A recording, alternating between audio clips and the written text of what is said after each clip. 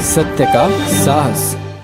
राज्यामध्ये सध्या महागाईनं होरपळणाऱ्या जनतेसमोर आता एक नवं संकट उभं ठाकलंय, ते म्हणजे गॅसचा तुटवडा।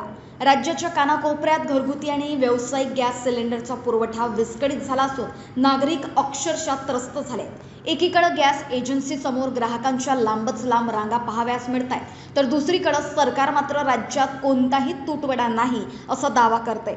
याच मुद्द्यावरून आता राजकारण चांगलंच तापलंय। माजी गृहमंत्री अनिल देशमुख यांनी नागपूरच्या व्हरायटी चौक येथे आंदोलन करून थेट सरकारवर निशाणा साधलाय। ते म्हणाले की राज्यात गॅसचा प्रश्न दिवसेंदिवस गंभीर होत चाललाय। मुंबई, नागपूर, पुण्यासह अनेक जिल्ह्यांमध्ये गॅस सिलेंडर मिळवण्यासाठी नागरिकांना तासनतास रांगेत उभं राहावं लागते।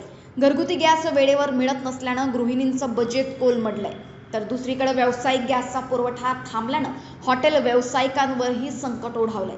या गंभीर परिस्थितीवर बोलताना अनिल देशमुख यांनी सरकारवर सडकून टीका केली। जनता रांगेत उभी आहे आणि सरकार म्हणते तुटवडा नाही, हे जनतेची थट्टा करण्यासारखं आहे अशा शब्दात त्यांनी आपला संताप व्यक्त केलाय।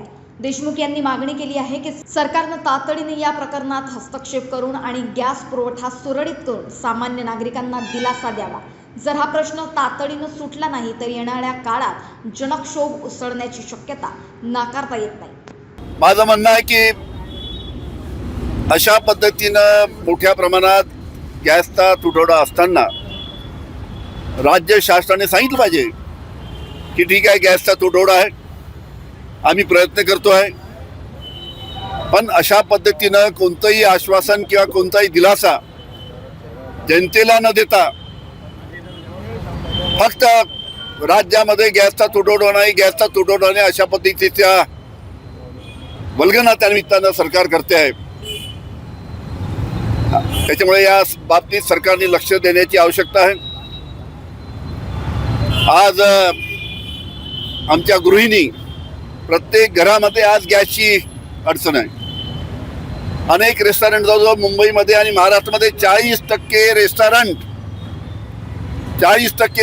हॉटेल बंद पडत आहेत आणि पुढील काळामध्ये ही संख्या वाढण्याची शक्यता आहे। त्याच्यामुळे युद्ध स्तरावर राज्य शासन आणि केंद्र शासनाने प्रयत्न करून हा प्रचंड त्रास लोकांना होत आहे तो दूर करावा अशी मी राज्य शासनाला विनंती करतो।